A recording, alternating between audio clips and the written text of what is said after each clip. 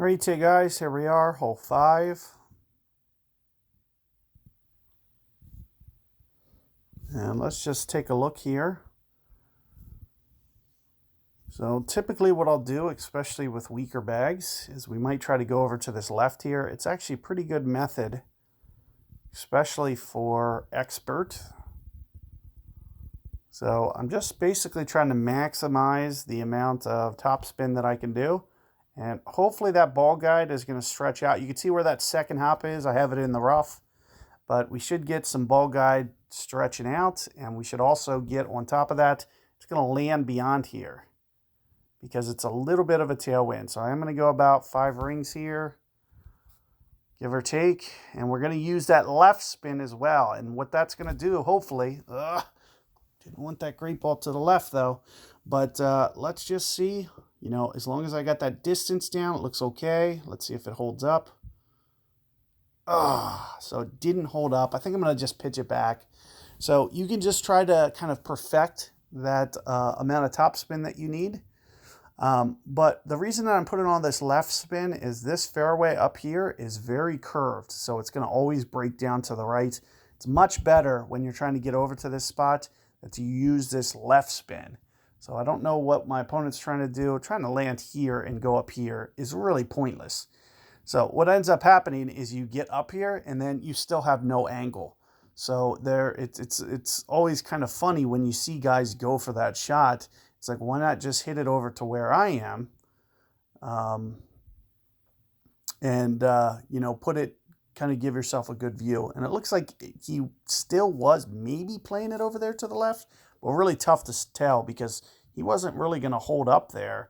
His shot didn't make much sense because, you know, he tried to go over here, like you're never going to get up here. So it's hard to know what exactly he was doing, whether he was trying, because it was never going to stop here. It was far too much to get it to stop. But all I'm going to do here is pitch backwards because you guys should be able to get distance control on your own and just try to modify your topspin. But what you're typically trying to do here is just get to the top of the fairway here. When you get to the top of the fairway here, you have a really nice straightforward look. And even from the rough, even if I did have to shoot that from the rough, you'll see we can still get this up to the green and we can still try to go for this hole out.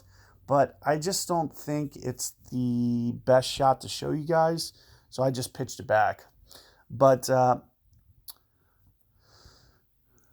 you know, like I mentioned, you should, if you have a Nirvana, be able to still get this one to the green. As you can see, my opponent, plenty of club, didn't even have to really top spin it or anything. So it's a mistake that you can afford to make. And that's one of the main reasons that you'll see me try to get a little bit aggressive towards the top of this fairway. Here you see a Grizzly 6. We're right around mid-club. This is going to play distance-wise very similar to a B52 would. So first off, I am going to use my wind effect to my advantage. So we are going to have this ball guide positioned over here to the right, kind of intentionally. There should be maybe just a touch of rollout on 4 bars of backspin. So you can see with where I'm aiming. And you can see that I'm keeping my ball guide to the right. And then we're just going to go for kind of a mid-distance ring adjustment, which is very close to 1-to-1. So I'm going to go very close to maybe 7.7 here. It's hard to know for absolute certainty. You know, is it 7.6? Is it 7.7? But the big key is you're going to need that ball guide offset, like I said. And, you know, maybe even just a touch more ball guide offset, because you can see that was going almost right for the hole and it didn't quite roll out. So I could be just a little bit tighter next time with my, you know, where I put that ball guide. I can just bring it up a little bit tighter next time to the hole, because you can see how the 4 bars did actually roll out. I thought it was going to get just a little bit more scoot than that.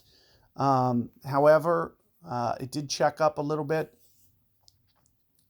which you can see, you know, you can just make an adjustment. So next time, you know, we can put it just a little bit tighter, but do keep in mind things like that wind effect. You're going to have to offset that ball guide to the right, but it's a very straightforward, makeable shot. And something that I've done many, many times, you know, with weaker clubs in the expert tournaments. You can still go over there and give yourself a really good look. Even though it's not the ideal shot, for weaker bags, it's the best shot. So that's what you want to be thinking. Good luck with that approach. Good luck with that hole. And be on the lookout for a revision coming up for that hole. Also, hole number 6 momentarily here.